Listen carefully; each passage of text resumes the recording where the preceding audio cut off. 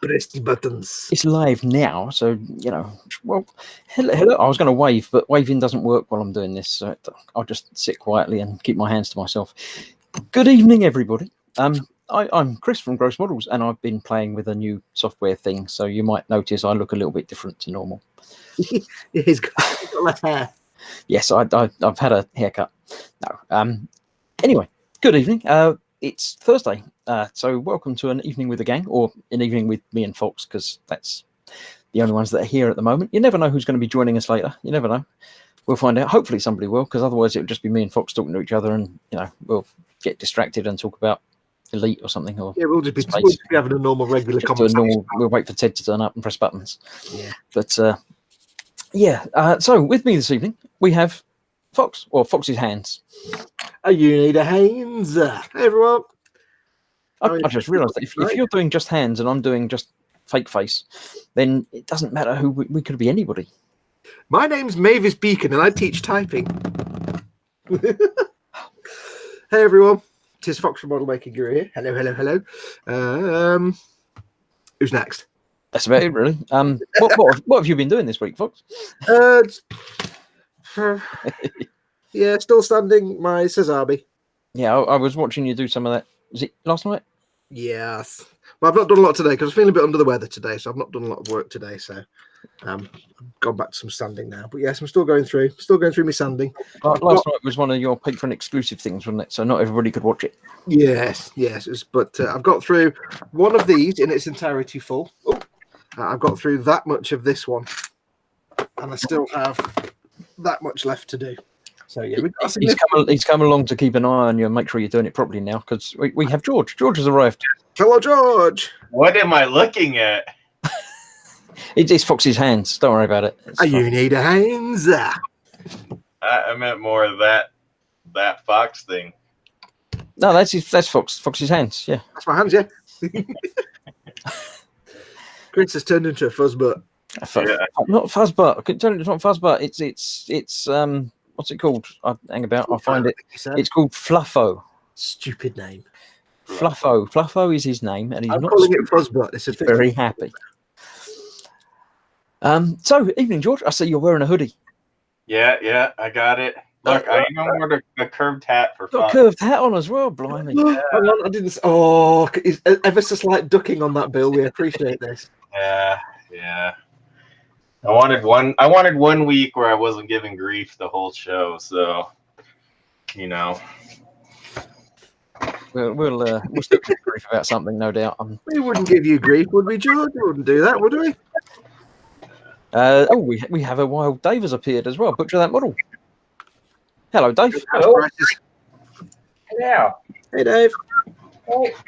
See, just when we thought it was just going to be me and Fox, we doubled the crew.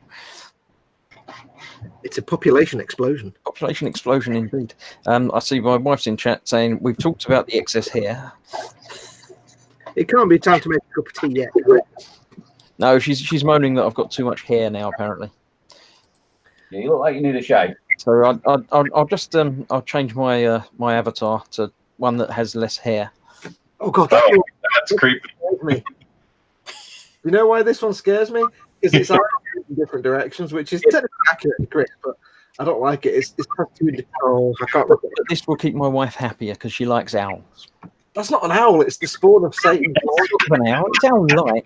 I have to keep my eyes really wide open though, or it closes them. It's just I don't like the eyes. Oh. Yeah, I think I'll turn this off in a minute. I'm just playing around with it for a little bit because it's new toy. If you look into the eyes of that owl, whatever it is, you see all the things that man has done that are wrong. I would use this one, but it just makes me hungry. There's something not right about a turkey talking back to you. Yeah, right. You lot talk amongst yourselves. I'll just change my settings and turn this off so it's me in me. So yeah. I'll join you then, Chris.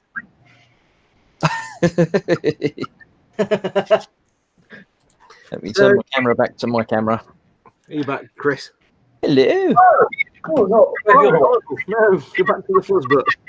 Just in case people were worrying that I wasn't, dressed or something. So I thought I'd make sure I'm actually here. Well, we know you're wearing a t-shirt. I'm not going to demonstrate anything else that I'm wearing now. Well, I've been told to behave. You can't do that. You've got people watching. That's not watching, is it? Right, let's have a quick look and see. Pascal was here, I think 4:30 was the first time I saw Pascal was here in chat. So, hello, Pascal. If you're still here, I thought you might just get here before and then go off somewhere else. But, you know. So me and Pascal were talking a little while ago. Then Gemma came in because I was wondering, it all went quiet. I was hoping it wasn't broken again. But it isn't. It's working. Yay. I can hear some feedback from somebody, but I can't catch the feedback. Like, Dave, you got speakers. I'm talking, and I can't see who's getting feedback from anybody. Oh well, they might have fixed it without telling me. Pascal says he didn't rate YouTube today. Yeah. Dad's in. Evening, Dad. Good evening. I'm in. Pascal's in. Wayne's in. Another excuse for some painting. You don't need us to paint. You can go and paint anyway without putting something on. But you're always welcome to watch. Shane's in, saying hello, Chris and everyone. Hope you're all well. Yep, all good, Shane. Thanks. Quano Man, Phil Lewis, Zadstar, Phil Lewis, Scott's in. Evening, Scott. My goodness, I'm seeing double. He says because that was like sort of foxish and fox. Yeah, It was a red panda. Red panda. Yeah, they don't have a fox. They've got lots of dogs and things. Gentlemen, know your animals. They said I need a shave. I think it's to say, did you colour your hairs? Asking Zadstar. Sunday name, says Zadstar. What Sunday name? The comment from Gemma calls you Christopher. Ah, right. It's not Sunday name. It's trouble name. Yeah, your Sunday school, you're in trouble name. Yeah, very much so. Yes. Quano Noun says, oh heck, now Chris looks proper weird. I think that was after I came back to normal. Not sure. Pascal is still here. And Dad says it will be Dave that gives the feedback. Is this a regular occurrence? Cynical Manx says evening all. And Colin at Festa 67's workshop's in saying hi, Chris, as well. Hello. As you may notice, if you're new to this sort of thing, the ones that have got the blue names and the spanners, they're the mods, they're the moderators. They have special powers. They can put timeouts and things like that if you're nasty and people in the chat. So be nice to each other, and they won't need to do anything. They like it when they don't have to do anything because it's easy. But there's never any trouble. So you're all good. Mods have special powers, and some of the mods, if I'm a mod, I'm just special. Yes. Special. I'm special. If I'm a mod, I'm just special. Phil says, if Gemma uses your middle name, you know you're really in trouble. Yeah. What, Christopher Dalrymple Williams? No, that's my secret middle name. That's only my weekend. Oh, you mean Bossa Nova?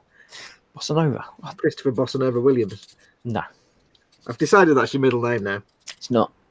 It is now. It is in my mind. It's not. It starts with J. Hey, everybody in chat. Chris's middle name is now Bossa Nova. I think I'm sure it's not. My bank manager will be disapproving. Cynical Manx says, I always get Stephen instead of Steve when he's in trouble. I assume that's your name. They wouldn't call you cynic. Wait now. Very rare that he hears both, says my wife. Yes, thank you. I'm normally very good. I'm well behaved. My mother, because there were so many of us, my mother used to go through a list when she was angry. She used to shout, and eventually it'd be like, David, Anton, Carl, Rodney. And she'd get one right in the end. I used to do that. Yeah, I think all mums do that. They all get them wrong. If they've got more than like two boys,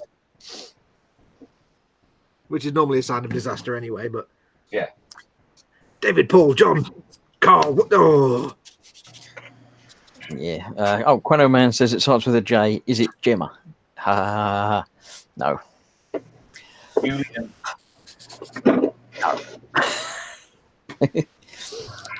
Right. So, Dave, while you're here, what you been up to? I'm still working on the engine of the gods. It's getting there. I didn't see any shopping today. No, yeah, dude. There's 2 weeks on the run now. No, I know. I'm saving up for Tank Fest at the end of the month, and I've got a friend of mine. He's got a mentally handicapped physically handicapped son. It's his 25th birthday on the 22nd. So we're having a big party, but it's fancy dress. So I had to go out and buy a costume today. You're not doing Wonder Woman again, are you? No, my legs. I haven't got the legs for it anymore. No, apparently, my mate and his brother. I used to work with the two of them, and we ended up buying those Aussie hats. Those were the corks. So we're all three going as like Crocodile Dundee lookalikes as Aussies. So, That's doable. That's fine. Good night, bro. so we're going like that. Give me a laugh. Yeah. And George, I know what you've been working on because it's the same thing you're always working on. How's it going? No. Actually, this time I'm still working on my thing for my kids for Father's Day. Oh, right, yep. I still have the Sotheby's just sitting back here trying to ignore them. I forgot the gloves again, didn't I? I've just seen George's gloves. Oh, yeah, you got to get your gloves on? Yeah. Yeah, so this is the Master Grade H2 Magnum. Because the first one I ever built was a high grade H2 Magnum, and that was a year and like 5 days ago. So now I'm trying to make the big one with all the skills that I've learned in that year. Is that skills with a Z on the end? Yeah, Sure. Mad skills, yeah. Mad skill. It can be. Cool. Fox has got his gloves on now, so he's happy. The fox has got his gloves on. I'm not wearing any gloves. so- Hey. Okay. Phil Lewis says that makes you a CJ. Yes. Hey, CJ. Whoa, wait. I'm getting West Wing flashbacks now. That means you're sassy. Are you going to sing? What was the song? I don't know. What was CJ's song in the West Wing? Anybody in the chat who watched the West Wing? What was the song that CJ sang? Everybody would stop and I can't remember now. Should do a mime to a song. I can't remember. I've never watched The West Wing. It just didn't appeal to me. No. You need to sort that out. I looked at it a little bit and it didn't appeal to me, so I didn't bother. I can no longer talk to you. See, TK's in. Evening, TK. Hey, TK. I noticed TK hasn't got a spanner. If TK doesn't object to having a spanner, I shall sort that out for him later. How's TK not got a spanner on him? I don't know. He wasn't in the gang to begin with, was he? He's a late addition to the gang because I forgot, or he went quiet, or I don't know, Forgot. for some reason. Talking about the gang, we have a new gang member. Look, he's there. Yeah, George I finally got in. George got in. George was invited and accepted membership into the gang. He hasn't bought cake for everybody yet, so we're waiting on that. So he's not really a full member yet. Oh, is that a thing you got to do? Wow. I was going to ask you something then, George, and I forgot what it was, but I've just remembered. Why are you doing stuff for your kids on Father's Day? That's not how it works. Aren't they supposed to do stuff for you? Like make your breakfast and... Well, no. They gave me the kit, but they gave it to me early because they were with me when they bought it. Oh, okay.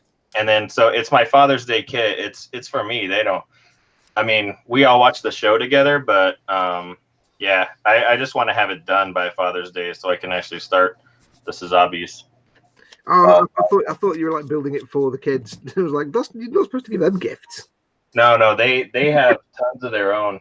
In fact, I told them once before that they weren't allowed to buy any new kits until they finished theirs, and then they brought up that I don't do that, and we had to have the do as I say, not as I do talk. Yeah, that's not an argument you can realistically ever use ever again, is it? Really? Yeah. Not when you're sitting there with a stash behind you. Yeah.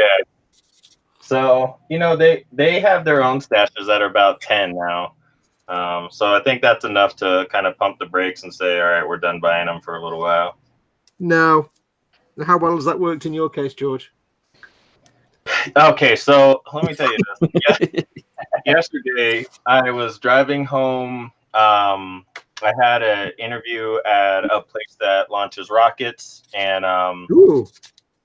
I was driving home, and traffic was bad, so I had to divert off the motorway and get onto the side roads and drove by the hobby shop. And then I said, let me just stop in and see if they got anything new.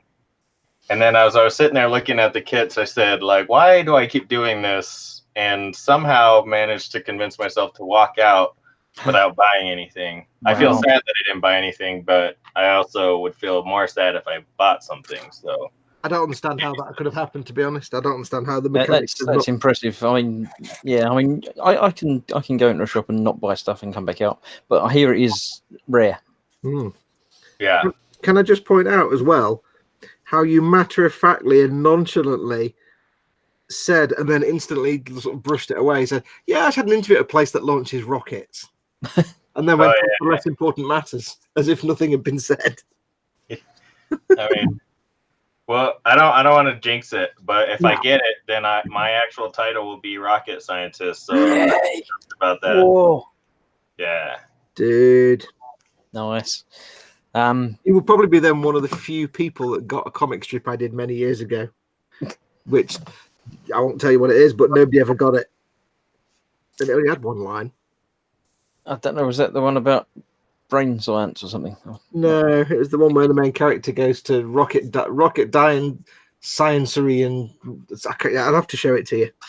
I've seen it, but I can't remember it because I've seen all of them because I looked for all of them when I found out about them.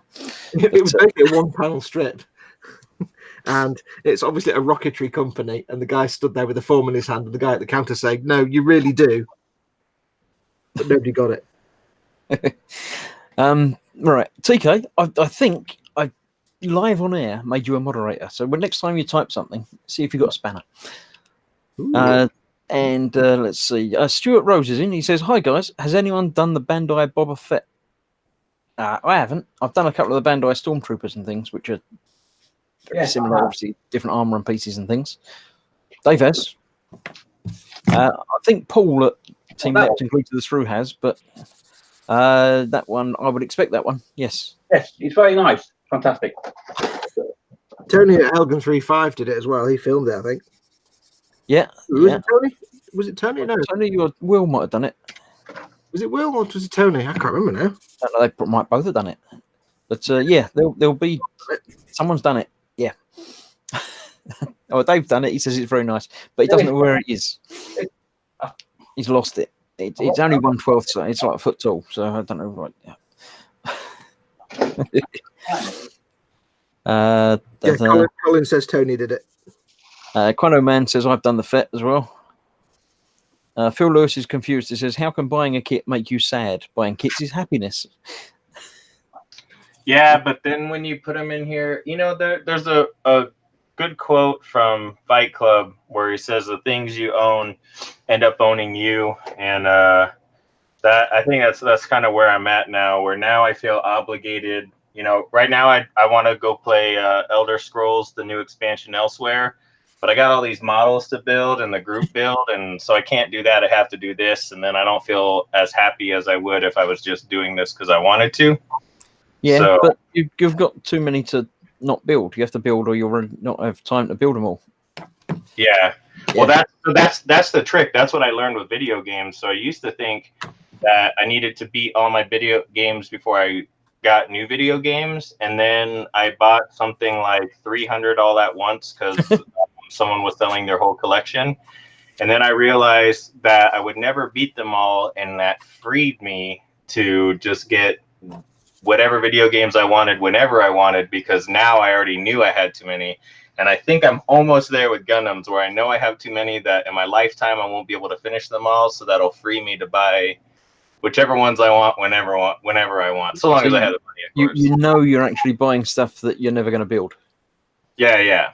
But they're going to bury it with me, and then in my giant tomb, and I'll work on it in the afterlife or something. Yeah, that sounds fair. Yeah. So what you're actually saying is that you used to, with video games, you used to play a game to the end before you played the next one, and then you grew up and embraced the capitalist agenda. Yes. And then you buy them anyway.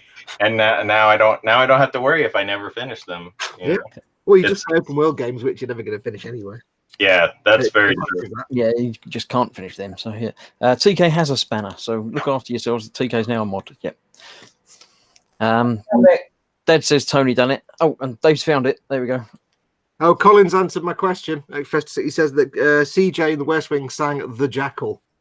Ah, right. Everybody in the office would stop what they were doing and actually watch CJ mime along to The Jackal. And I knew it was something. I couldn't remember exactly what it's called. Now. When me and Scott were bootlegging you last night, you were at things to watch on TV. Have you seen Lucifer? No. Who is in it? Oh, I don't know. I'm not good at actors' names. I've heard of it, but I don't know it. Doesn't sound like the kind of thing that would interest me. It's basically the devil. Well, I know what Lucy. I can that bit out. It was either going to be that or about cigarettes. Yeah. He comes back to Earth and he helps solve crimes and things. It's quite weird in that respect, but it's actually a very good series. I don't know. There's some things that it's weird. Like sometimes somebody will say this series is about X, Y, and Z, and you'll go, and you'll know it's, and you know you won't like it. But then sometimes you say that, but then when you watch it, you think, oh, actually, it's quite good. I don't know. It's not. Typical Mank says it's very good, Fox. Dark and funny. Okay, who's in it? Do I know anybody who's in it? We don't know who you know. Exactly. Ha! See? Look it up on IMDb. That'll tell you. Nah, that involves moving my fingers around. Zadster says to George, "Send them here. I'll not build them for you instead." Solved. Yeah, I mean, the thing is, I've been watching.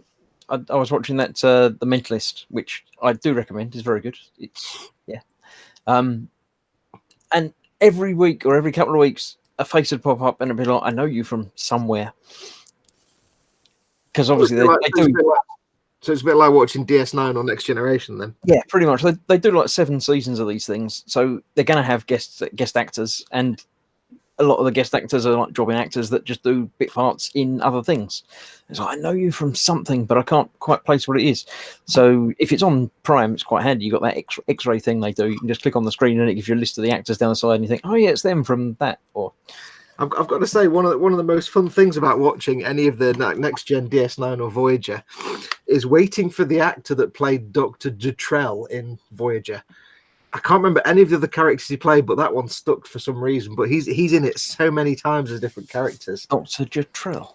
Dr. Jutrell. He was also the guy that was the Odo's sort of father, the scientist that was given. Oh yeah, I know him now. Yep. Yeah, he had that weird way of speaking that was quite captivating. And he played Dr. Jutrell in the one where Neelix apparently gets metremia from the Metreon bomb. I don't know why I remember that episode in all the details, but it was Dr. Jutrell. He made the Metreon bomb with the Metreon cascade, and I don't know why it stuck. I didn't even like Voyager that much. TK says it's a fun series to watch without having to think about things. I think that's Lucifer that he's talking about. Yeah. Ben Tom Ellis plays Lucifer, and it was written by Neil Gaiman. Well, that's a good start. As seen in Murder, She Wrote, Quincy and Columbo. That doesn't tell me who Tom Ellis. I don't know who Tom Could Ellis mean anything. And George, you can use your real words. You know, you're in the gang now. You can just shout out. Yeah, and, you know. I just don't want to talk over people. I know, but if you start talking, most of us will shut up for a bit and let someone else talk. Yeah. I was just telling Zaster, once I kick the bucket, I'll hold a special YouTube giveaway, and then you guys can get a shot with the random comment picker. That only works if you've already set it up. Yeah. No, it'll be in my will. One of my kids will take care of it. Oh, right, okay. You're going to leave your YouTube account to your kids? Yeah. Well, I don't know about that. I've just had a thought. Does that mean your entire will and testament will just be the URL to the random comment? You just use this, bet. There you go. Yep, pretty much. I don't know. But how does YouTube have a... I must admit, I haven't read the terms and conditions for YouTube when I signed up to it. I'm sorry. The entire world. Well, no, actually not.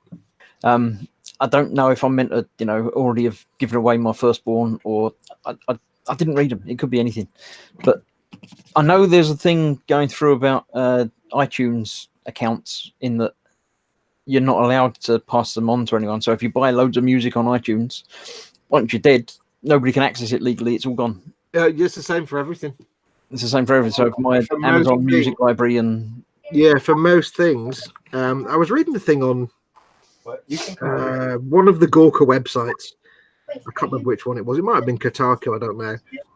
And it was a while ago, but it was talking about this. It was saying basically with the stuff we have online now, like all our...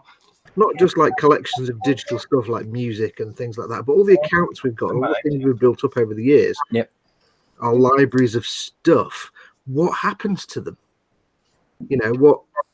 What's the legal ramifications? And it's basically at the minute there's nothing really set in stone. No. If people don't have your passwords, if people don't have no way to get access to stuff, what happens to all the things you've bought? Well, I think even if people have got your passwords and have access to stuff, they're not legally allowed to or something because it's like a non-transferable thingy. Well, yeah, I mean, if We see George has got a visitor behind his chair. Yeah. Hello. Hi. Who's this? This is my daughter Kimiko. Kimiko. Ah, hello. Yeah. Hello. Welcome. That's it. Hi. That's all now. did she bring cake? No, Oh. no cake. Definitely seems to be a lack of cake. I don't know. That's not good. See now she wants cake. Thanks, Yeah, guys. everyone wants cake. That's the I know natural. how children That's the work. default position, isn't it? Wanting cake. I know how young ones work. Yeah, so basically, it's like, you know, you imagine Bob Smith in his lifetime has spent 15 grand on buying music on iTunes or on Spotify, or he's bought video content from, you know, whoever, from Amazon or whatever, something like that. He drops off the twig in an unfortunate, I don't know, boating accident, let's say, or quantum mechanical travesty of some sort. Yep. What happens to all the stuff that he owned? Is it transferable, or is it just that's it? It's gone. Don't There's you just no real legal framework, and it's something that people are trying to figure out, because it's like, well, because you don't own stuff when you buy digital stuff, you don't really own it, No. and that's one of the issues with gaming at the minute, with just purely digital games.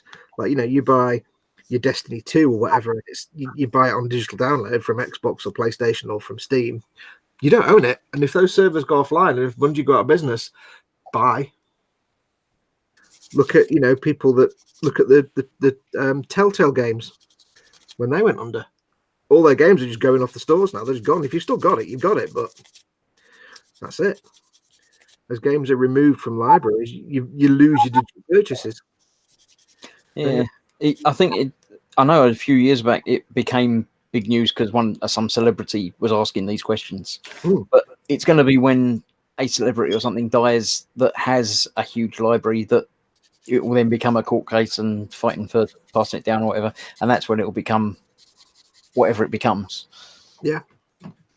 Or it'll be somebody who curates something like the library of music and stuff dies, and you know the whole point of their existence was to curate this content, and now they've gone, and it'll be something like that. They'll sort it out eventually, but it's like in this case, it is what can you pass on to your surviving relatives, and it's digital content. I think some places now are allowing it. All right, I'm sure I read somewhere recently that somewhere it said, right, we'll transfer it to you because they paid for it and it's theirs. So. Oh, Colin says Bruce Willis, Chris. Mine's all on server, and the wife and has next of kin on it all. So yeah, if you've actually physically downloaded it all to your own property, and then obviously that is your property, so that drive or server, you can do what you like with. But if it's in the cloud, who owns the cloud? You know. Yeah. I think just as you say, your last will and testament is going to be a YouTube URL or a flash drive with your passwords on it. Yeah. Or an implant of some sort. Yeah, just use my left eyeball. Ew. Oh, it's an eyeball. Okay. Yeah. Well, I don't know. Does Face ID work on dead people? Don't know. You know what gives me pause for thought though? Oh dear. You know, some people get gloomy when they think about, you know, they're not going to live forever and this, that, and the other. I don't get gloomy like that because I don't really care. But the one thing that does make me sad is not that one day I'm going to drop off the twig, but all the things that I'm not going to experience or see or wonder at once I'm gone. Like, you know, all the things that we look at now and think, oh, I can't wait for this to be a reality. I can't wait for man to land on Mars or for everybody to have holographic, you know, whatever it might be. But then you think, I probably won't live to see someone land on Mars. Yeah, I was promised flying cars years and years ago. Yeah, silver suits and meal poo. But yeah, I personally I work on the assumption that I'm effectively immortal. Yeah, there is that. Are you basically? How far it's working? Are you I haven't basically? died yet, so Are you just good? Are you like a Hydra? You just bud off a new one when one gets old. no, I just think I'll just be me. I'm not going to get stupidly old. I'll settle out at a decent age. The thing about age, when you're a little kid, you're always proud about how old you are, and I'm 5, you know, and stuff like that. Yeah. And then it sort of goes away, and you don't like mentioning your age. When you get to like, 18, 20, 21, that's where you sort of stop and don't say I'm 23 or 27 or 36 or 42. But there comes an age higher up at the end when you're proud of it again, when you're like, I'm 87. I'm 82. So I'm sure there must be, I think 21 is probably the one that you stop boasting about once you get to 21. Because that's when everything sort of unlocks, the main game starts. You've done the tutorial level. I think when you get to that very old age where you say your age proud, I think it's just because you're proud that you can actually remember the number. It's not you might not proud that you're 87, but you can actually remember that you're actually 89, Grandad. Yeah. Yeah. I'm 95. Are you happy about that? No, I just remembered. It's brilliant. I don't think anybody can complain about being old now after yesterday when you saw those two 95-year-old and 94-year-old paratrooping back into Normandy with the Red Devils. Yeah. Oh, yeah. They're old now. That was amazing. Oh, yeah. Yeah. John OM's in again. Hello. G'day, bro. Stuart Rose says to Quano Man, sorry, phone rang. But he's asking about painting something. Did Quano Man ask something that I've missed about then? I missed it. I'll have a look back. I can't see it. Was it a while back? With the phone rang, it might have been. I was talking about the FET. What? The FET? Did you paint yours first, i.e. blackwash to the grey parts? So is your FET's all painted, I assume, Dave? It is, yeah. Yeah, and weathered and that, yeah. Cool. Yeah, I did it basically I built it and then took it back to bits again and then basically painted it and weathered it. And then so you basically pulled his arms and legs off and painted them separately. Yeah. That's the beauty of That's the way to do it. Speaking of pulling the arms and legs off, I had a question. So these easy to build Death Guard that I have, their arms are like super tight to their body. So how are you supposed to prime and paint that? Like underneath their arms if they don't come off? What you mean if they're holding their rifle up to their chest? Well, so they have like a mega launcher. I can go get it in a minute, but basically its arms are down by its side and it's the whole side and most of the back you can't really get to. And I'm trying to spray paint prime them with the Death Guard green, and I can't figure out how I'm supposed to actually get in there. Well, if you can't see it, you can't spray it, and if you can't see it, don't worry about it. For most, have they got like? Hang on, what has it got like a cloak or something, which is why you can't get around the back? No, it's just the way that he's holding the weapon. I'll go get it in a second, so I can show you what I'm talking about. But it's just one of the little like green snap build ones, not the ones you glue. So the ones you glue, you just don't glue their arms in, and then you paint them separately. But these ones, because it's like two pieces for the whole thing, you can't really separate it like you can. Is it like the guy that's got his left arm is like inside a big sort of grenade launcher type big weapon thing? Yeah, exactly. Yeah, and you just build it all and then paint it. It's actually a lot easier than you think. Once, if it looks like it's a nightmare, but once you actually spray it, you'll get the paint on there, and once you start brush painting it, you can actually get to it quite easy. A lot of people have difficulty when somebody's holding a gun up to the chest because they have to paint all the details on the chest. But again, it's actually in most cases easier than you think. So yeah, just fill them up and then paint them, because a lot of the times the golden rule is if you can't see it, don't worry about getting it nice and crisp and painted. Because they are kind of meant to be seen from 3 feet away. So yeah, but what if I want to be like Simon Reynolds and win a thing? Thing, yeah. Some advice for that, mate. Practice a lot. The old joke: how do you get to Carnegie Hall? Practice. How do you get a golden demon? Yeah. That's not. I didn't know this, and I feel bad I didn't, but I always thought the Golden Demon was like, that was the award, but it's the Slayer Sword that's the award, and the Golden Demons are like the next one. I'm like, I didn't realize that. Yeah. Not that there's anything wrong with getting a Golden Demon. Yeah, I mean, it's like getting a silver medal at the Olympics, isn't it? It's like, well, it's like your Golden Demon is for, there's one for each section. So you've got like single miniature, you've got diorama, and then the overall winner of those gets basically. All right, so you can win a section and still not win the big sword thing. Yeah. You win a section, you win your gold demon, and then say there's 10 categories. One of the category winners gets the Slayer sword. Cool. Basically. Not that I can win anything. I got a commended entry once, which is like a 20th place sort of thing. I've nearly had a breakage. I was good for that. What? One of these little verniers just nearly snapped off its little. When you're sanding these little engines, George, he broke it. George, I'm seeing that. when you're sanding these little engines that are come in threes, don't wiggle them around. They've got a little bit in between, and it's like dead delicate. Oh, luckily it didn't come off. I'll have to glue that. Reinforce it with the glue. It's all right. He won't notice. It's fine. Yeah. It didn't snap off. It just got a bit weak, and so I'm It's going to not reinforce like it. you were doing it live on the internet in front of the person that you do building it for. Yeah, otherwise I would have just kept quiet and said nothing. Well, there you go. At least I thought I'd better tell George so he knows when he does his 18 Sazabis. There'll only be 10. And that's only if I can get the Gundam Docs one. Although I saw Zach did a review of the Gundam base one, and apparently because it's electroplated, those nub marks are terrible, and it's making me rethink whether or not I actually want one of those. No, yeah, you don't. I will never ever pay money for a plated kit, just purely because you can't do anything with it. You can't do anything with the nubs. I would love the big perfect grade Fennecs, but there's no way I'm spending money on a kit that's going to have. Did you say perfect grade FedEx? Fennec. Oh yeah, perfect grade FedEx. Does it come in brown shorts? Or? Comes in a little lumpy van.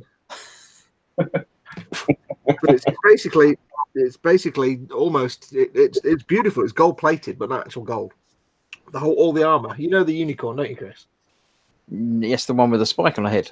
Yeah, that's normally white, but this one's gold plated, pretend gold, but it's real shiny gold. It looks beautiful, but you can't repaint it. So when you take the nubs off, you get these big white bits where the white plastic underneath shows up, and you can't do anything about it because you can't match the plating. No, it looks like ass and not worth, therefore, many hundreds of pounds. Jono's apologising for being late, but you're not late because it's like silly o'clock in the morning there, isn't it? So yeah, don't apologise for being late. We're just happy to have you watching at any time. If anything, it's tomorrow morning there, so he's ridiculously early. Exactly. We haven't got to tomorrow yet. Yeah.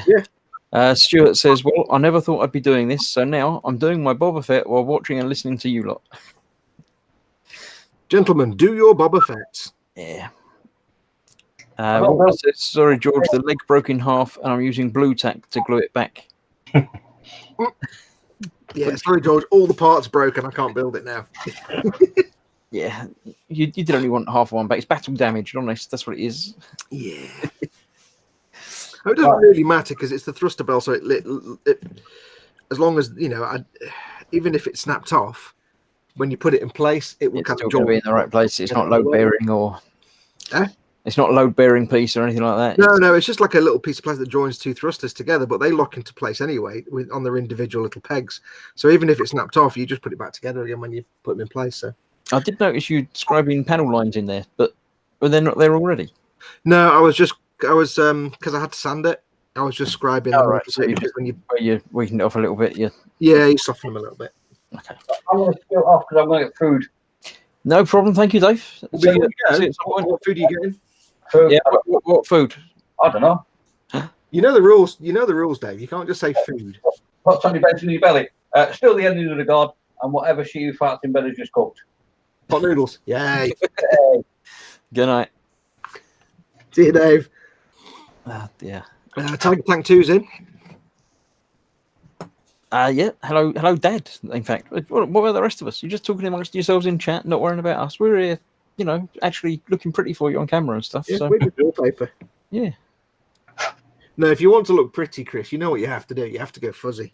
Yeah, but that means loading up the software again and switching the camera around. So I'm not going to do it. No, Might do that at the end. It doesn't care about people that weren't here at the start, you see. I might do it at the end. You can You stay weren't till here the at end. start, I don't care about you. No, you've got to stay till the end to catch my fuzziness.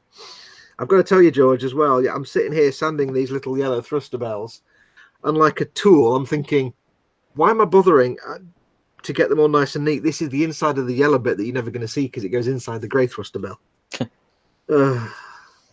I don't know, but I'm still sanding. You carry that personal pride knowing you did that. knowing that I sanded the crap out of them and they look goddamn fine.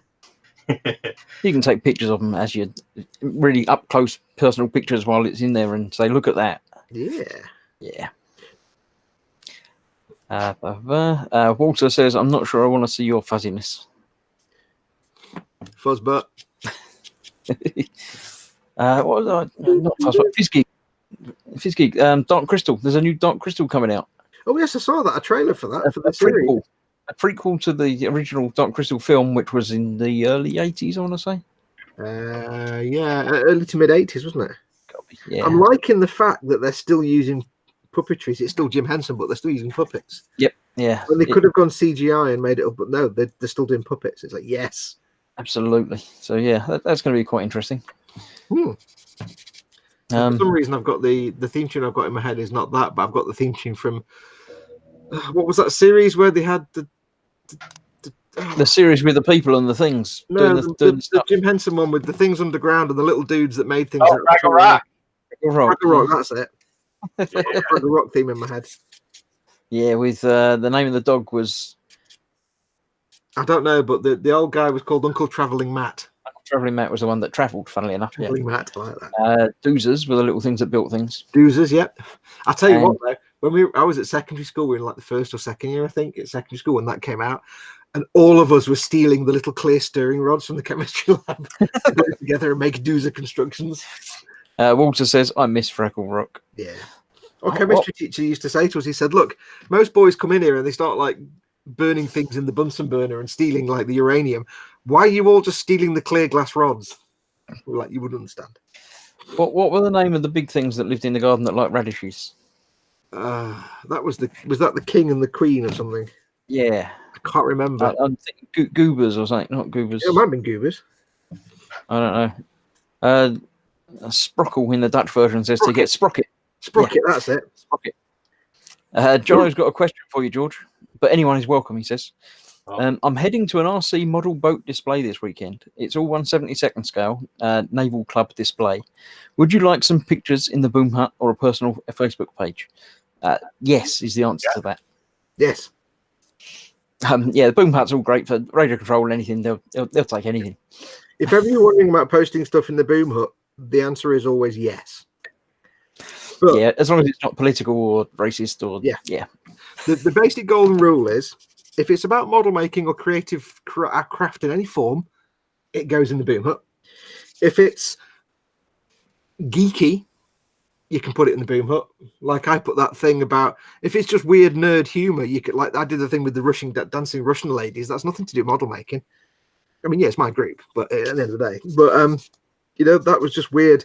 Anything that you think would appeal to the geek sense of humor is fine. Just don't overload it with non-model making stuff. But yeah, anything model making, absolutely. Anything model related, miniature related, anything. Walter says Gorgs were the bad guys. Gorgs. And we got the Sprocket the dog. So that was it. It was a lighthouse. I don't remember Gorgs. So they were the things that like radishes. No, I mean I remember what they were. I just don't remember them being called Gorgs. Sounds right. Yeah. Now, what were the names of the Fraggles then? That's the tricky one. Stupid. There was like Cargarber. There was Wembley. Wembley, that was right. And Red.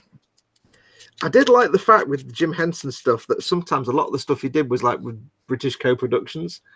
So to have characters to call things like Wembley, which you wouldn't ever get in an American series unless it was a co-production. I'll tell you what. Here's a series that most people won't remember. Oh dear. If I don't remember what the hell it was called now. Oh God, it was on Channel 4, and it was in the same kind of era as the dinosaurs. You remember the guy with the baby dinosaur and not the mama. It was that kind of period, but it was on Channel 4, and it was called Gophers. That's what it's called. Gophers. It was people animal costumes, and it was called Gophers, and they had like actors in suits with animatronic heads. Don't think it lasted very long, but does anybody remember Gophers on Channel 4? No, I think you imagined this. I think this was a fever dream. It was when I was learning to draw animals, so I was most interested in such material. Walter says Gobo and Moki. Yeah, that was Gobo. It was the main one. That wasn't Wembley, was it? Wembley was like the one in the Hawaiian shirt. Was it Do? No, it wasn't there a character called Dozer as well? I know there were Doozers, but I don't Gobo know. was Who was the one that had the Uncle Travelling Matt? was Gobo the idiot one? I can't remember. I think Gobo was the idiot one that in the Hawaiian shirt, I think. Yeah, Moki was like hippie woman. Was Moki like the kind of weird hippie dippy crystal tree hugging? Yeah, Red was the sort of tomboy hyperactive. Oh, that's right. Boober. Called Boober. Don't know how they got away with that. They get away with a lot of things, don't they? Yes, I don't think anybody actually remembers Gophers then on Channel 4 because nobody's responded to it. Nobody knows about that. I think you made that one up. John O says it's a national club I'm in, and this weekend is for escorts and carrier ships. Ooh, Ready from 172nd. They're going to be huge, aren't they? Yeah, they are going to be rather significantly large. Well, the big Tamiya USS Enterprise aircraft carrier that's like 150 feet long is 1/350 scale. Yeah. So I'm assuming, like for escorts, that could be smaller boats, but good God, 1/72 scale will be huge. They'll be like, we've got this swimming pool to put it in, and yeah, we put it in the swimming pool, and nobody else can use it now. Well, that's the kind of stuff that Ted used to build there, wasn't it? Big, massive. Well, he does like boats.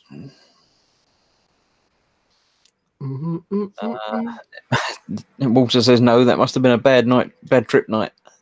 I remember. You're gonna have to Google it. I remember. See, I remember lots of things from my television from my childhood. I remember series like Dick Spanner on Channel 4 that nobody seems to remember. Yeah, that's definitely one that you've been making up. It was terrible. It was a proper, almost like early MTV generation type program. It was really terrible. Yeah, I got no memory of that. The more mainstream things like Manimal and Automan, I remember. But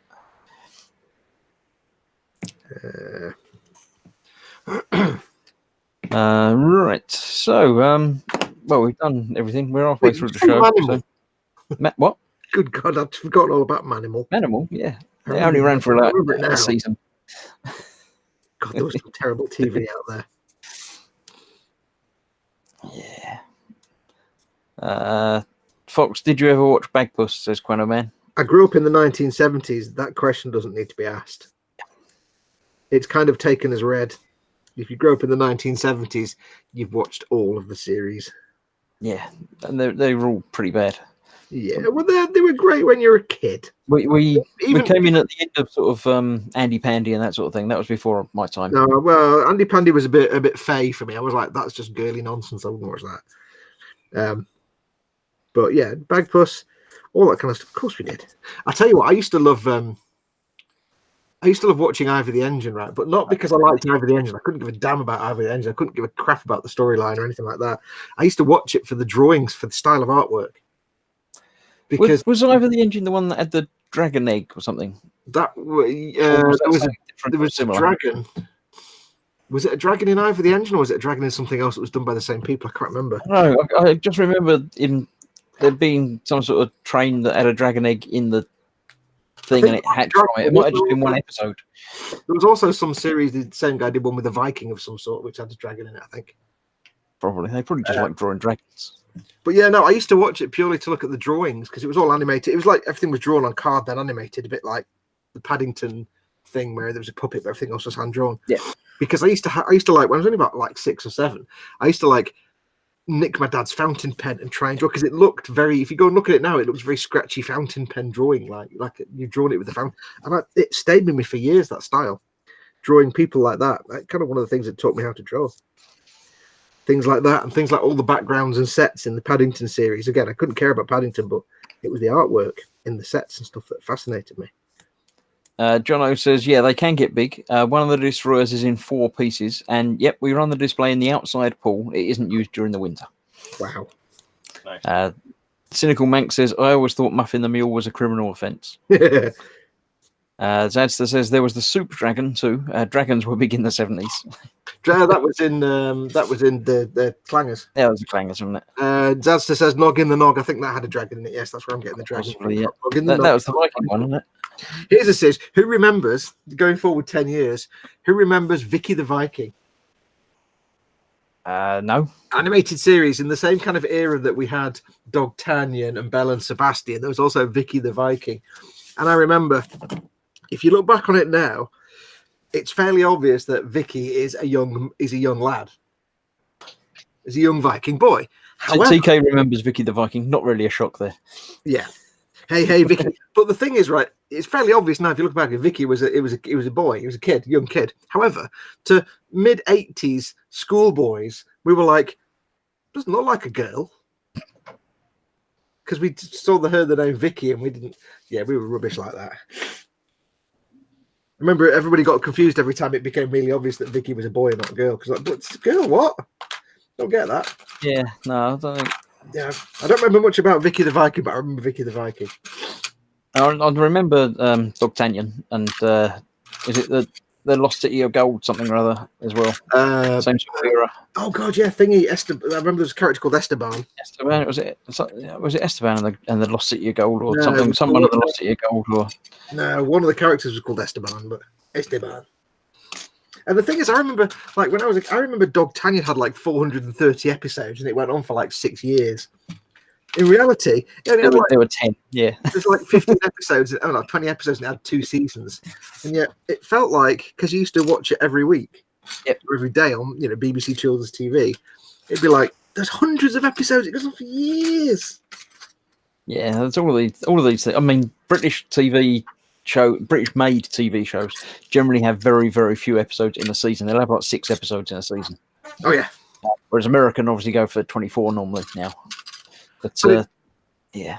But it's weird to think. It's weird to think though that it's things like Dogtanian and the Magnificent Cities of Gold, and the other one that was the space sci-fi one, Ulysses, whatever it was. But we'll be there in a minute because Cynical Mank says we're on my specialist subject, kids TV. Oh yeah. But it's something I realised recently is it's that kind of cartoon programming that introduced a whole generation to episodic television. Yeah. Because up until that point, children's TV was just standalone episodes, and yet here was, a cartoon where each week you had a follow-on episode from the last one, like Dogtanian, in the style of the old black and white serial films, that we used to get. We used to get like Flash Gordon and stuff, the old black and white serials, and Time on. So TK's going to be right back. He's got a baby alert upstairs. oh. And Cynical Mank says Ulysses 31. I don't remember much about Ulysses 31. I remember it, I just don't remember. I remember G-Force. Yeah, that wasn't really serial. It wasn't an on. No, that was a standalone monster of a week sort of thing. Yep. Or Gatchaman, as the Japanese would call it, as everybody else in the world would call it. Or Battle of the Planet. No, we was Battle of the Planets, wasn't it, for us? We had, but it's Gatchaman in Japan. I don't remember anything about it other than they had that one creepy little kid that there's something wrong with. They're all based on birds, and the robot was called Seven Zark 7. But if you mention Seven Zark 7 to a Japanese person, they'll be like, "What the hell is Seven Zark 7?" Because they didn't have that. What, didn't have the robot? Or because the only reason we got the robot is because for the American and European market, they edited out a load of violence, and instead of seeing all the fighting, we just got Seven Zark 7 saying, "Here's what happened." Oh, really? Oh, yeah, that's interesting. Yeah. In the same way we got the Teenage Mutant Hero Turtles, not Teenage Mutant Ninja Turtles. Because although we were able to watch them having fights with nunchucks, we weren't allowed to call them ninjas. That's right. Watch Ninja Turtles, they don't actually ever use their weapons. That was a thing that I always found weird. They don't pull them out very often, if at all. What, in Gatchaman? No. The Ninja Turtles, the 1990s cartoon. Oh yeah, there's not a lot of violence. There's a little bit of fisticuffs, but that's about it, really. Yeah. But then it's like, not long after that, you had like the Batman the animated series where there were guns and violence and fighting. And that was brilliant.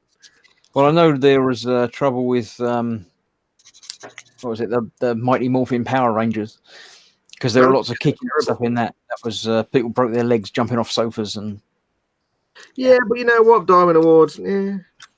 If they're going to watch something terrible like the Mighty Morphin Power Rangers, then whatever. Yeah. Adam Hawley says Dungeons and Dragons. Oh God, that was a classical, continuing saga cartoon. Yeah, that's true. That's another one that needs, because that was the same kind of period as Dogtanian. Have you seen the new advert for Renault car or something? I think. No. That's copies and actually uses the Dungeons and Dragons cartoon characters. Oh, really? What, from the animated series? Yes, but they're real people. They're like CG version or real people versions, but the Dungeon Master's in it. He's great. Does it have Uni, and does Uni go like that? I think there was a brief snippet. Yes, Oh, I've got to watch that. I can't remember what car it was, but someone will know. It's probably a Renault or Citroen or something. Yeah, Yeah, I think it was a Japanese advert, so I don't know if it's translated or, but it'll be around. because I don't remember much about Dungeons and Dragons apart from it was really frustrating that every week, every episode, they almost got home, but they didn't. And there was the annoying kid who was like a real grump, who was a bit like the kind of Jughead from Archie. And then there was the unicorn that went every 5 minutes. I'm like, oh god. Well, that was one of the staples of cartoons at the time. You had to have one animal character. Yeah. That couldn't talk or couldn't talk properly, and you had to have properly.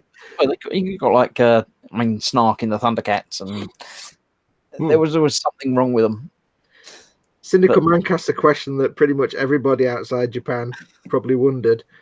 He says, I always wonder why the bad guy Zoltar in Battle of the Planets or Gatchaman and G-Force had lipstick on. And it's like, yeah, why did they give him like a really feminine face and big shiny lips? Never quite did get that. No, I don't recall the bad guy. I vaguely recall bits from the series, but I don't recall any episodes or any particular anything. Doofy Batman-y type mask, but really pointy nose and head and really shiny lips. Kind of. I had forgotten his name was Zoltar, but that's such a cheesy cliche sci-fi bad guy name. You know, when you name your kid Zoltar, it's not going to end well for him. Yeah. Walter Wilmer says, I still have all my Voltrons. I've never watched Voltron. Voltron was more an American thing, I think. We didn't really have Voltron. Thing, or is it a thing in a thing? It's an anime series. Actually, series, isn't it? It was in the 80s, and it's been remade now by Netflix, I think, or yeah, DreamWorks does it for Netflix. But yeah, we never actually had Voltron over here. So there's no real fondness for Voltron in the UK because we never got it. At least not in the 80s, anyway. So we wouldn't know what I wouldn't know what it was. No. We never had Gundam. Never had that. No, nothing like that. No. Although it's really weird, like we never had Gundam, but we got weird Italian and Spanish stuff like Mr. Rossi. I don't quite know why we have Mr. Rossi. Mr. Rossi, I don't remember that one. It was either Italian or Spanish, and it was a little guy called Mr. Ross, who was a little dumpy. He looked very 1960s, little dumpy guy with a moustache, and he had a dog called Albert. And it was just like, it had a kind of Sergio Aragon cartoony look to it. And the theme tune was like, Mr. Rossi, what you want? It was very surreal. It was kind of quite adult in a way, but it was just... surreal cartoons were, going back to Mr. Ben and stuff like that. It didn't make any sense at all. I mean, if you went back and watched it now,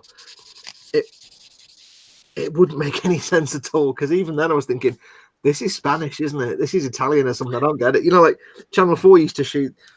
It's the kind of stuff that, like, Channel 4 on a Sunday or on a quiet day when there's nothing else to watch, they would show like obscure Polish cartoons from 1930s that just made no sense. And it was kind of like that, but it was really weird. Cynical Mank says, "Who remembers Starfleet? Yeah. I always wanted an X-bomber ship. I don't think I remember that one."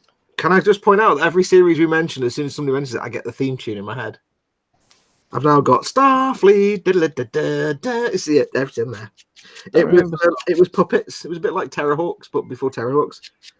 There was a princess. There was an enormous yet abominable snowman character. It was a bit of a rip-off of Chewbacca. There was the X bomber ship looked like a big fat pregnant and slightly deformed X-wing, and the bad guys' ships looked like giant hornets because, of course, they did. Yeah, because they're evil. It was just Japanese. TK says, "Did you get the one with the secret agent Duckling?" Secret Agent Duckling. Secret Agent Duckling. There was Batfink. No, my wings are like a shield of steel. And Hong Kong Phooey, he was a secret agent. We kind of got all the Hanna-Barbera stuff and all that kind of 60s era cartoons. We got all that, didn't we? Yeah. Yeah. Don't remember one about a secret agent Duckling though. That must be Typical Bank says, I'm a savant when it comes to kids' TV. It annoys the hell out of her indoors. Yeah, I'm kind of like the same thing. And it is weird that if it's a series I've seen once in my life, I'll know the theme tune. which I've now got the Starfleet. I don't remember anything about Starfleet apart from the look of the ship, the big, fat, broken, pregnant X-wing. I'd forgotten until a few years ago. It actually transformed into a big, like, super robot type Japanese mega robot type thing. Of course it did. Yeah, because of course it did. TK going to look it up. He says, "Hold on." Darkwing Duck. No, that was a Disney thing. Anyone else watch Super Grand? Says Quano Man. I don't know what that is either. I think you mean Super Gran. Super Grand. Oh yeah, Super Grand. I remember. That was the same time as Banana Man. Yep, that was the old days of the Beano and the Dandy. That was one of those Banana Man stuff. Yeah. What's the bear? Super Jenny Ted. Bones says Skullfish, which I find quite amusing actually. Super Ted. Yeah, I remember Super Gran. I vaguely got the tune in my head. I remember it was sung by Billy Connolly, but I can't remember quite the tune. Did it have lots of swearing in it? No, it was for kids. It was for kids. Yeah, but I Is don't there know. nothing that she can do? It was, yeah. Dynamo Duck. No, I've not heard of Dynamo Duck. Was this another obscure Polish cartoon that we probably only ever Did we saw miss out on something, or is it Saturday not worth morning. writing about? on Channel 4? Yeah. It was weird. We used to get these on Channel 4 often in the afternoons when there was everybody was at school or supposed to be. We'd get these weird, obscure, like Polish or Russian or Serbian cartoons that we. Well, we used to get the live action stuff as well, like Heidi and stuff like that, didn't we? Oh God, do you remember that? God, yeah. It's like not To right. this day, I have no memory at all of what the hell Belle and Sebastian was about. Apart from Sebastian was a big dog, or was it Belle was the big dog? I can't remember. What was the big red dog or something? Or was it the dog that was huge? Americans had a series called, a thing called Clifford the Big Red Dog. Yeah. That might be. Are you thinking of Digby the Biggest Dog in the World? Might have Which been, was a but terrible film. I think Digby the Biggest Dog in the World was based on a children's book. and at the same time as that, I remember the one about they stole my dinosaur or something. That was a Disney film. Disney That. one, yeah. One of our dinosaurs is missing. Dinosaurs are missing. That was it. Yeah. I remember that coming back. I didn't even remember. Oh dear, that's scary. All I remember is now I've got an image of like a real pea super fog and the head of a Diplodocus going past That's on the back of a steam lorry. And I remember having a little sort of model toy of such a steam lorry, and I was, yeah. Jono says, "Yep, another flashback to not knowing what you cup of tea blokes are on about." Yeah, we apologise. Tell us about some Australian kids' TV shows from the 80s. I remember my dad once telling me about an Australian TV series that I wish I'd watched. It's just going to be Skippy the Bush Kangaroo. No, we're talking about something. It was an adult series. It was like a cop show. I think it was called The Specials. Might have been the 70s or 80s. It was called The Specials. And then you remember it is because Dad said he found it hilarious because you saw this top front of the police station, these guys walking down the steps like the policemen coming out to the title. And he said they're all big strapping blokes with tiny, tiny, tiny hats. And it really didn't fit very well, that early 70s. I was like, oh, Yeah, chat are just suggesting Australian TV now. I think it might be a bit Skippy, Flying Doctor's Neighbours. yeah. I mean, we got Flying Doctors, Sons and Daughters. Banks says Round the Twist was a good Aussie show. I don't know Round the Twist. I don't remember that one. What was in my head now? Oh, I used to hate that series. The Sullivans. Remember the Sullivans? Oh, yeah. Was your household either Neighbours or Home and Away, or did you get away with both? Or none? No, we were Neighbours because Home and Away was just absolute cack for teenagers, whereas Neighbours was proper screenwriting. Thank you very much. Had none of this Home and Away crap in our house. Cynical Manx says, I remember Chopper Squad. That was an Aussie cop show. All the rooms seem to be painted in brown emulsion, says Zadster. And Stuart says Prisoner of Cell Block H. Yeah, everybody knows Prisoner of Cell Block H. Yeah, my mum used to watch that. But I'll tell you what is worth watching for now. If you've got Amazon Prime, the remake series that's just called Wentworth is absolutely fantastic. They're not season 6 now. I think season 5. It's an absolute fantastic series, and they actually made, because they kind of rebooted it, and they actually made the Freak better than she was in the original series. I never watched any of it, the original or the remake, so I don't know anything about it. But So every time somebody says you bloody screw or you slag, you won't get the reference, will you? Well, yes, but not from the TV show, just because it makes sense. How can you not watched it?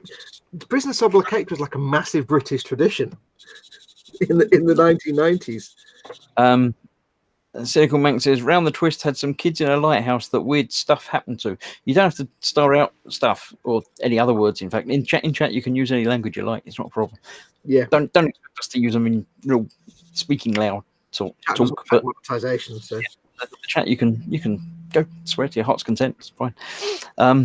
Marilyn was lovely in Home and Away. To be fair, says Zesta. I don't remember any of the people in it apart from Home and Away. The ones that went on to become famous. I always found it vastly amusing reading in many later years that Prisoner Cell Block H was much more massively a success in the UK 5 years after it finished and onwards than it ever was in Australia. To the point where they made a musical of it and a stage show. Actually, it was over here, and it was successful in Australia, but it was a massive success over here. It just kind of hit a nerve, and everybody liked it. Jono says, well, I'm an 88 model, so I don't know much about the previous 80 years. Around the Twist was good. Skippy the Bush Kangaroo was good. We got a lot of American stuff once pay TV came along. Yeah. Yeah, I keep forgetting that everybody in chat's going to be really young. Yeah, they're all young whippersnappers. Yeah, not on.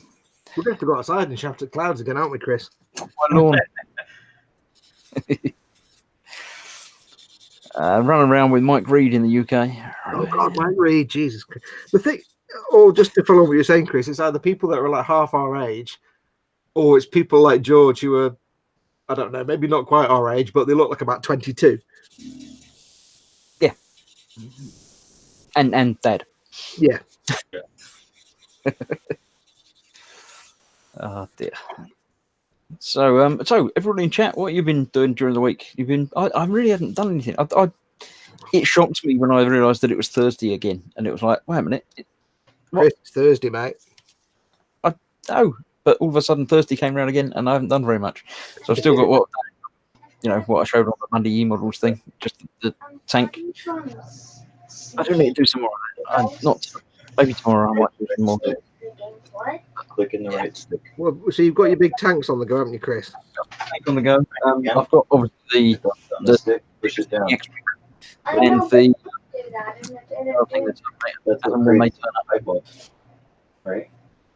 And the Warhammer stuff for Sunday sitting over there. Look, you can't see it. It's there. I've got more on the go than I've ever had on the go before. It's just that I haven't been going to it. Did you actually do any Warhammers on Sunday, even though you couldn't? Have No, the show? I'm only doing it for the people. You don't do it for the money. I mean, Be up there. I'm only doing it for the viewers. Yeah. yeah. Which I was already showing that. That's right. Yeah, I thought about doing a little bit, but then I thought no, because then people have missed out what I've done. So I can't. Yeah, true. I'm True. not in any rush to do it or any. There's no timeline for it or anything. So Yeah. apparently I've got some shelves to put up as well. Yeah. I've got some more ornaments of things in the see no evil, hear no evil, and smell no evil. Yeah. And I picked up a couple of shelves to put them on, so I'm going to do them the weekend. Okay. Get down. I get some I'm button. not sure what I'm doing on my Sunday show. I think because I finished the big Shouting Space Horse now. So Yeah, I think you should paint it. no, I think what I'm going to do is start building some of the Warhammer Conquest stuff that I've got piling Oh, up, you did say that. Yeah. just so I can get it built and out of the way, basically. Stuart Rose is saying, "Are you doing the X-wing?" Yep, both me and Fox are doing the X-wing, separate X-wings, not the same one, because that would be logistically really difficult. Yeah. But look, it's there. Look. Yeah, you can see a bit of Way in the box in the front room at the moment. and canopy. It's huge. Obi-Wan Kenobi. It's going to be quite big. It's going to be that big. That's the picture of it in the background, in fact. Yeah. So yes, that's ongoing. These part works never take. Well, they take a long time to do, but they don't take a long time to do.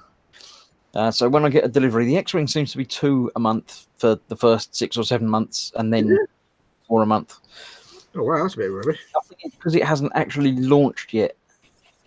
I think they've done some strange thing setting up for this. I think it's launching in sort of August, September time in the public at issue 1. But subscribers can get in early, but not that much early. So they're doing 2 a month for 6 months until we're all up to date with everybody else, and then it's going to be 5 every 5 weeks apparently. for some Okay, that reason. explains why it's not in the shops then yet. Yeah, it's not in the shops yet. They haven't advertised it publicly yet. It's on Facebook and stuff. But Oh, yeah, so it's that's pretty good. strange, but That's pretty good because that means me and you are in the early doors with our video builds. we are. Yeah. Yeah. So yeah, watch mine. It's on this channel, and watch Fox's. It's on his channel. Hooray. But watch mine more because Oh, you got to watch mine first, because then you can see Fox fix things that I've done wrong, and then watch Fox's video where he does things wrong. hello. Something explode? No, just my screws falling over. Oh, okay. I meant to say, by the way, Chris, of course, because I made a bit of a boo-boo with the laser turrets in the first 3 issues. I now do have, of course, all the parts that aren't laser turret related for issues 1, 2, and 3. I have spares of. So if you need any spares for any of them, Well, I did both of the test runs for it, oh, okay. so I've actually got the first 5 issues already done as far as it goes, which are apparently basically the same as these, although there might be slight variations, but they all seem to be exactly the same. And I've got the first 4 issues of the first test run, which were different and slightly smaller. Oh, okay. They do make changes after these test run things, so Yeah. but so when I get a delivery of 2 issues of that, it literally takes half hour to build it. There's not much going on with it. Well, that's why I'm doing mine, because because I haven't got time to do an extra build now. I've got this thing to do here, this Cesabe. I've got to do my Millennium Falcon after this, and I've got all my Warhammer Conquest stuff I need to get on with, and that's massively intensive. So I don't actually have time to do another part work. But when I had the opportunity to do it, I'm like, well, okay, it's going to be 2 years before we have to get to painting it. If I'm just building it, that's going to be literally an hour's work a month, 1 or 2 hours a month filming. I can do that because I'm literally just screwing some bits together and doing a half-hour video. Yeah, I mean, some issues are literally 2 minutes, some might be 10 minutes, but there's not much to do on most of them. Well, that's kind of what swung me, because I thought, well, it's extra content, but it's literally, until I get to the painting part, it's literally going to be a couple of hours or, once a month, and I can fit that into when I'm having a day when I can't be asked to do anything else. So I was like, yeah, why not go for it? Let's do it. Yeah, so. I'm doing it the same way I'm doing the Terminator build, in that I'm doing an episode for each issue. And then at the end of the month's issues, I'll see what I can do to upgrade and modify things to make them that little bit better. Not complete repainting. I might do that at the end, similar to you, but I'm not going to be doing that week by week. But I'm going to be doing the little things like the seam down the R2 leg. Yeah, I've been able to modify that and make that look better. You nearly went into Popeye mode then. You nearly said modify. Yeah, I mean, what I'm doing a kind of different approach because I'm pushed for time. So what I'm doing, it's kind of the opposite way around. I'm just building everything now as it comes. I'm not worrying about filling seams or anything just yet. I'm just literally building it. And then once it's all built, then I can start taking it apart again and looking at where do I need to fix seams, where do I not have to fix seams. If I'm going to build it with R2 in it permanently, I'm probably not need to worry about his feet. Yeah, but I might do. I don't know yet. So if they send me all the scenery that comes with it, I might build him so you can take him out, but I'm going to do all that afterwards. I mean, I can see things now where you look at like the laser gun turret thing, and there's a big honking seam line. You're going to have to fill that. Yeah. But there's no point doing it now. I'll do it once the whole thing's finished. So I'm going to do it the other way. I'm doing all that afterwards. Pushing time. Stuart says he's doing it too. Good. It comes from Italy, is not released via the news agents. I think it will be, but not yet. Yeah, it's not in news agents here. A few people have asked me when will it be in W.H. Smith's. I'm like, oh. I didn't know it was still on early release. It's that sort of thing. They haven't said anything about we're doing it this way, but they did say that I think it was a 7. I think the first 7 months you get 2 issues a month. Yeah. And then it's 5 issues every 5 weeks, just for some strange thing. Because I'm wondering then if it's just a kind of early access for subscriptions. I think it is. I think they might still be testing the ground and trying it out and making sure they can supply the right numbers to the right people and stuff. But because I mean, a few people said me, when will it be in the shops? And I said to somebody, I said, well, the way to think of it is this: it's not the kind of thing like Warhammer Conquest, so you can dip in and out and just get the one with the tank and the one with the dude you want. You need to get every issue, so it's almost pointless subscribing at a newsagent or at a shop like W.H. Smith's or whatever, or Woolworths or whatever, wherever you go, because you want to guarantee that you get every issue, and it's a lot easier to just do it online, subscribe, it turns up on your door every month, rather than hoping that the brassed off teenager that works in DeBoat Smiths remembers to put that magazine aside because you've subscribed to it through them. Yeah. News agent. It adds an extra chain of unreliability, and I'd rather just have it on my door. Yeah, just better. John was saying we loved Hey Hey It's Saturday. To be honest, the main shows we watched were The Waltons, Only Fools and Horses, On the Buses, Discovery Channel, History Channel, and when we got bored, Nickelodeon. Wait, I'm just thinking now. Is this The Waltons or is this Little House on the Prairie? I think it's The Waltons because that's what he said. He didn't say Little House on the Prairie. Is that The Waltons or is that Little House on the Prairie? I don't know. One of them. Good night, John Bob. John O says, through the week, I've been getting ready for the display this weekend, the radio control thing in a pond. Also, congratulations on the channel, George. I haven't searched it yet, but I've seen some shout outs for it. Because, George has a relatively new YouTube. Well, it's not new, it's been around for a while, but he hasn't been putting much stuff on it. YouTube channel, which he's starting off with. The most important thing on it at the moment is about the group build, the Sazabi build. Ooh, yeah. Which I'll let George talk about. George hasn't talked for a little while, so I'll click on George and he can tell everybody about the Sazabi competition build thing. Yeah, you can't just come on here and look pretty, George. You have to So on my channel, there's a video that just kind of explains everything with the Boom Hut Sazabi group build. The start date was in May, and we finished September 21st, 2019. That part's important, Fox. They just post up. There's a Discord channel that's inside the Boom Hut Facebook group that you can get access to there. Post up pictures in the Boom Hut in progress and when they're done. And then at the end, we'll have a couple prizes. One will be the RG New Gundam, which is why we're waiting until September to end, because that's not out yet. And I figure that's probably the best prize since nobody for sure has that yet. I've already got it pre-ordered and paid for, so I will have it to send out to whoever wins. And then there'll be other prizes just for like participating or commenting on videos, things like that. So give that a look and join in. It doesn't matter what Sazabi you do. You don't have to do the big one that Fox is doing. You can do a little SD one or an HG. It's just about building the same kit Fox is building right now. Yep. It's just a fun little thing, isn't it, to have going on at the same time? People have been asking for group builds in the Boom Hut for a while, but sadly, just me and the admins haven't time to do anything like that. That's the link to the Boom Hut if you're not in the Boom Hut already. Yeah, I mean, most of you are, but if you want to join the Model Makers Boom Hut, it's a Facebook group. It's open to everybody in the world of any skill level. Just go in, say, please let me join, and I'll press the button that says, I'm in, you're in the gang now.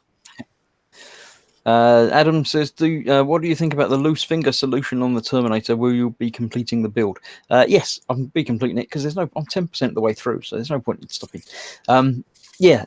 They've changed. I haven't got it. I'll put it away. They've changed the way the finger joints work on the Terminator build, and the last finger that we built is much better than the previous ones. So apparently they're going to be supplying in a later issue upgraded bits for the knuckles to change out the pins that you've put in that are a bit sloppy and putting in some new ones that got tubes on them and things that will make it better. So going forwards and onwards, the other hand's going to be better. I don't know about the feet. I assume they've got articulated toes as well, but yeah, it will be better. The base there, doesn't it? So they're going to be doesn't really matter with the feet so much because they're just sort of sitting there. It's good though they listen to the feedback because you got to imagine retooling all those parts. It's not something that's going to be cheap. Absolutely, and they did it relatively quickly. It was in a month or two maybe between people getting the first thing and saying, hey, this is all sloppy in use. Or I suppose if you could be cynical and say, well, it may be that they knew about it before it all went live, but they'd already printed out 1 trillion copies of the first few issues, so they already had the plastic tubes and stuff ready. They just didn't have them ready for the first few issues, and they'll just do them later. Maybe. Doesn't really matter, I suppose. They're responding to it, which is good. Yeah. Connor Man says, fantastic. The fingers are doing my head in. John, I've just noticed your hoodie, George. Oh yeah, I'm finally wearing the Yeah. right one. It's an official. Look, you can get your own. Go and check it out. It's what is it? It's grossmerch.co.uk. Well, no, you can't get this one though. You can't This get one, that one. You the can fake- get that one, but it's going to cost you. yeah. That's an exclusive patron only. I have a patron page which you can visit at patreon.com/grossmodels. Funny enough, Have you not got the link ready to paste into I the haven't. I don't keep it in my fingers, but yeah, This is what text files are for. Um, Let me Google that for you. Fox will put in the text in a moment for where you can find me. It's in the description of the video, no doubt, as well. But yes, my lovely patrons, of which George is one. Fox isn't. George is one of my lovely patrons. It's just a way of providing a little bit of pocket money for me to buy paints and stuff, basically. But in there, as one of the rewards, if you can get an exclusive hoodie or t-shirt that's different, but you can get the normal ones without the Patreon bit on there. Let's see. Tom says, "Is it going to be posable? The Terminator?" Yes, it is all apparently posable. I don't know how posable.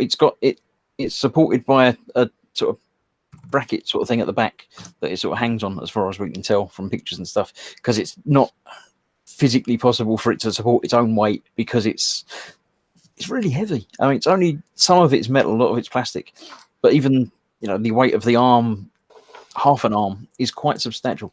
So they've obviously got it balanced right between metal posability and plastic parts and wearing and stuff. But yeah, it's going to be posable to some degree or other. It's got electronic eyes and speech and mouth movement and stuff as well. So yeah. Are you on the premium package, so you get the weapon and stuff? That's actually not the premium package. That's just the subscribing package. Oh, okay. Yeah, that's just the subscriber gift. So yes, I shall be getting the gun, which is it's all half scale. So he'll be having a gun, so he can hold that. Yeah. So if you don't subscribe, you don't get the gun, which is a bit nasty. But there we go. But again, it's the thing of, I really don't understand why somebody would not subscribe, because there's no. It's like I say, it's like the Warhammer thing. If you miss one issue, you're screwed. Yeah, absolutely. The Warhammer thing. If you just want, the Repulsor tank, or you just want the Death Guard commander or something, or you just pick up that issue from the newsagent. But I don't understand why people don't subscribe to that kind of. You have to have every issue one. Yeah, I mean, people have been complaining about subscriptions on the R2 build that I did again through the D'Agostini part work. People were complaining that I'm getting my parts late this month and it's a week late, and the shops have already got this issue out and I've only just got the last issue before it. And it's not a race. It's not a competition to finish before everybody else. Although if you're making content on YouTube, it's obviously nice to have stuff up to date or in advance of street date, but it can't always happen that way. Most don't need to do it. Yeah. Most part work providers actually get things into shop fronts a week or two before they go out to subscribers. That's normal. Subscribers get them after they go into stores. Yeah, it should be the other way around, really. Yeah, no. You should get the benefit of subscribing, but yeah. I see Pascal's actually put the link in for my Patreon before you did. And he's also put a link in for my grossmerch.co.uk. Thank you, Pascal. You go onto the forums, you see occasionally some people will complain because they've had issues with either it can be Hachette or D'Agostini or any of them. There's always somebody complaining about issues, and it doesn't mean there aren't issues and there aren't potential risks with part works and subscriptions. Yes, sometimes they can go astray. Sometimes an issue maybe doesn't turn up, but often that's down to the post office, not down to the part work people. You'll always hear about problems louder than you hear about not problems. Yeah, for everyone that has an issue and goes online to complain about it, there's probably 10 people who've had no problem at all and have no reason to go online and say they've had no problem. So I'm not sure how Pascal managed to post a link. I didn't think you could post links in chat. He posted it and I approved it. Oh, you did approve it. I missed out the approval process. I don't know how he was able to post it in the first place. You're welcome to it. It doesn't bother me, but I didn't think it was possible. Your chat's broken, clearly. Your chat might well be broken. That's entirely. I didn't break it. Pascal broke it because he was there. Maybe it's because he's there so early. He gets some sort of preferential treatment for posting stuff. I think it's just that YouTube recognises him as omnipotent. Well, he probably is. He's a YouTube AI, isn't he? So yeah, I think he's actually. I think Pascal is actually just YouTube. He is YouTube. Yeah. Tom says it does sound silly to buy a handful of parts with no guarantee there will be all. Yeah. I think D'Agostini are on record as saying that they've never discontinued a part work halfway through. If it's gone out of the test phase, if it's gone to full run, then they will finish it, even if there's only one person subscribing at the end. I think there's like one that happened to once. I think. Well, I've heard rumblings from people saying I was subscribed to something and it just stopped. Yeah, well, apparently it wasn't Destiny. They said that they've never done it. They've always finished where they started, basically. But I think someone, it might be Eagle Moss or one of the others, that did stop halfway because everyone abandoned it or whatever. But Eagle Moss aren't that great anyway, so Eagle Moss be around as long as D'Agostino or Hachette, to be perfectly honest. I was quite impressed, by the way, with the Hachette ones. That at least as far as I know, with the Warhammer Conquest, if you go onto their website, you can just order a copy of issue 5 or an issue 12 or an issue 36. You can just buy them directly from them for like individual issues, which I don't know if you can do that with D'Agostini. I have been able to in the past from D'Agostini. You could certainly start a subscription from any number. Well, literally, you don't have to be subscribed. You could just go onto the website and say, "Oh, I've got that particular issue." We can't for the X-Wing yet because it's not really released yet. Yeah, it could be because when I had to reorder 1, 2, and 3, because I'm kind of de facto subscribed by D'Agostini, I didn't want to start a new subscription because that might mess it up. But I couldn't find anywhere to just buy issues 1, 2, and 3 again. So it was like, because I think it's not really released yet. So you obviously got it from someone that's subscribed. And got subscribed twice or whatever. Or I don't know if the have the option where you can go in and just buy a specific issue. Like if you're doing, say, the big Millennium Falcon, you just need a copy of issue 27. Can you just buy issue 27? I think you can. Or I know people have certainly been able to get repeats of issues if they subscribe, but I don't know about I can't remember if there's that option. There might be. It's just been a long time since I've had to. Cynical Manx says, I've got the old Helicon model Terminator, and even with its stand, it still falls over if you walk in the street outside. Yeah, there's always going to be problems, but I think the base of the Terminator Hachette one has got lights and things in it as well, so it's all substantial and powered. And Jono says, once I start my new job, I'll be looking at the merch. Lack of dollars makes the priorities stick their head out. Yeah, I mean, it's obviously entirely optional. I don't expect anybody to buy anything or send anything, but if anyone does, it's always welcome. Yeah. But going back to the thing, I don't think, I'm not aware of part work companies stopping halfway through if they've got active subscriptions. I think they're kind of bound to. I don't know about Eagle Moss. Eagle Moss aren't that old compared to the two. Hachette and D'Agostini have been around for a long time, so they've been kind of doing it for a long time. So they sort of should know what they're doing by now. Yeah. Zombie Biker 600, I haven't seen that one before, so welcome. It says, I'm quite happy to receive my Terminator works a little later than others, as I get to watch others build them on YouTube. As a newbie builder, I appreciate the help and advice offered. Yeah, it's nice to see people make mistakes before you get to it. What are you talking about? I don't know what you're talking about. Wayne Hayward says, yes, you can get single issues from D'Agostini. I thought you might be able to. It's just that I haven't been subscribed to one of their things since I did the Millennium Falcon, and I never had to go and reorder an issue. So you did the Millennium Falcon, did you, Fox? Well, yeah, I've got all the issues. But got some built. Reorder an issue, so I don't know what the procedure is. And this time, I can't log into it now and do it because I'm not technically subscribed officially. Yeah, but the subscription thing's different for the X-Wing than it was for the Falcon and the R2. Because I've got an account for the Falcon and the R2 and everything, which I signed up with the same email address and same everything for the X-Wing, but it's a different website and it's through some different distributors. I don't know if that's because it's new and not out yet, or if it's being distributed by someone different through them. Or when I got my issues 1 to 3, they came from some package manufacturing company, some company that makes like cardboard boxes and bubble wrap. I got a package. I'm like, well, I'm expecting me stuff, but this is from Spondificus Cardboard Packaging Company Limited or something. I'm like, I don't know these people. My issues 1 and 2 came in. I can see it, the box I've got down there. A cardboard box like that with D'Agostini printed all over it. Yeah, literally all over it. It's like you can't fault what that is. Mine came in a box that was clearly like squished down to fit because it had like, I thought maybe they sent me 32 copies of it, but no, it was just one. But yeah, so I don't know how it came from a package manufacturing company, literally a company that makes cardboard boxes. Yeah, I don't know about that. That's very strange. Why does it not come from D'Agostini? Cynical Manx says, I got single issues from D'Agostini when I was getting the Falcon because I'd missed some before he subscribed. Oh, good. So somewhere along the line. I've just noticed the time. It's time. It's 90 minutes in. So I'll start wrapping things up because we're finished now. So You need the giant Wii, so probably should. Zombie Biker says you don't make mistakes, Gross. You're learning as you go, just like the rest of us.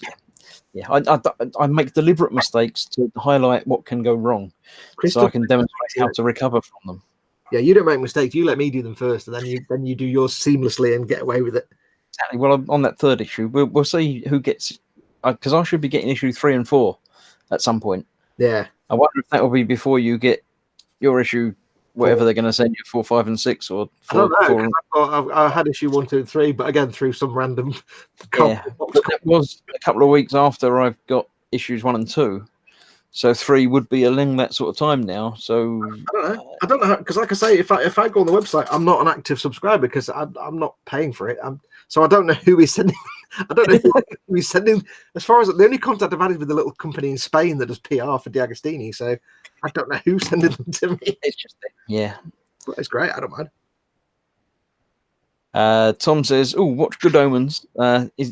It's awesome." And did you see Death, Love, and Robots yet? I didn't. I did add it to my watch list on Netflix, but I haven't got around to watching it yet. I will at some point. Yeah, Good Omens is worth watching. It's not brilliant, but it's good. Learning is what makes it fun, says Ed. So there you go. Yeah, everybody learning things is great. Yeah. So I shall finish up now and go and do something different. I might build a bit of that tonight. I might do it tomorrow. What are you gonna do?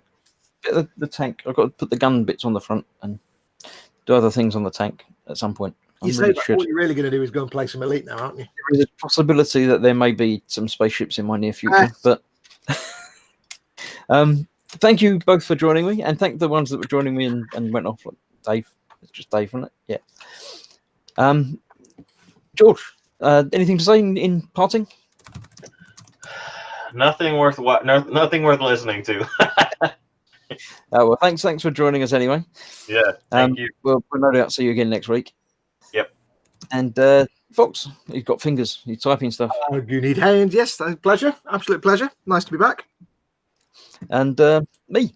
Yeah, that's it. It's Thursday now, so what we got? Nothing much happening the next couple of days. You've got another stream tomorrow night, Fox. Is that an everybody one? I'll be doing another live stream of this nonsense. Tomorrow night it'll be a non-Patreon one, so it'll be open to everybody. And that'll be tomorrow night from 8 p.m. of the evening BST. So same time as this one started, but tomorrow. Yes. Somebody complained about that, and it's like there's only so many hours in the day I can do a live stream. It's going to be evening or morning. I can't do. Somebody's going to miss out. So. Yeah, but you can always watch them later. Yeah, but it's going to be typically it's 8 till 10 from. And then Sunday is Warhammer Day, isn't it? So again, Fox will be there. Fox does a couple of shows before I come back. Yeah. So Fox has got 3 p.m. Warhammer, and then at 8 on that evening, I shall be doing my Warhamster. Unless you break the internet again, which is entirely possible. Warhamster. You get a chance to see my new icons and logos and things that I put up on the thing, if it works this time. So yeah, that 8 p.m. on Sunday was Warhamster time with me. And then what we got? Monday, e-models. Oh yeah, as per. Is it Ted's thing this week? It's Ted's store this week. Yeah. Yeah, go back to sleep. We got a week off. You've got to do the week after. Fudge. Yeah. And then it'll be Thursday back here again. It's not the end of the month yet. We're only at the beginning, aren't we? So it'll just be the gang and any patrons that want to come along and join in as well. Oh yeah. Quano Man says non-patron means no Tourette's. Oh yes. Says Quano. Yes. If the stream I did last night was patron only, so swearing was allowed because it's all adults. The one I'm doing tomorrow is public, so no swearing because it's monetized. No swearing from me anyway. Yeah, the chat you can do what you like. I have to say fudge a lot. So yeah, thanks for watching us, and hope you've had fun. If you didn't, then you know it might be different next week. I like the way you back yourself into corner. If you did like it, then well, if you didn't like it, you're probably not really here anymore, are you? You've gone somewhere else. You really put yourself in a corner there. I can't load up my face thing. It's not working. I can't flick the cameras around and everything, so I won't do it. I might start off again next week with it. A bit of fun. But thank you all for watching, and have fun, build stuff, and see you next week, or well, next couple of days and stuff, or tomorrow and Foxy's thing. I'll be in the chat, no doubt. So Good night, everybody. Bye. Here's some